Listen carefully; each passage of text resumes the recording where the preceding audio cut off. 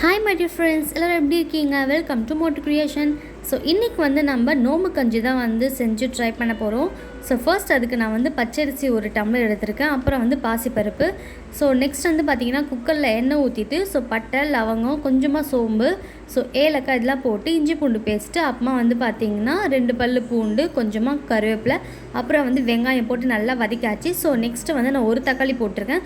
So காரத்துக்கு பார்த்திங்கன்னா ஒரு 3 பச்சை மிளகா போட்டுட்டு கொஞ்சமாக சால்ட்டு போட்டுட்டு ஸோ இதெல்லாமே நல்லா தொக்கா வரணும். ஸோ நல்லா வதக்கிட்டு ஸோ நம்ம எடுத்து வச்சுருக்க அரிசியை நல்லா வாஷ் பண்ணிவிட்டு ஒரு 3-4 டைம்ஸ் வாஷ் பண்ணிவிட்டு ஆட் பண்ணிக்கோம். நெக்ஸ்ட்டு பார்த்திங்கன்னா தண்ணி ஊற்றிட்டு விசில் போட்டுருங்க. நான் பார்த்திங்கன்னா ஒரு 5 விசில் விட்டுருந்தேன். ஸோ அப்போ தான் நம்மளுக்கு அந்த அரிசி எல்லாமே நல்லா குழன்னு ஆகிட்டு அந்த கஞ்சி டைப்பில் வரும் நம்மளுக்கு.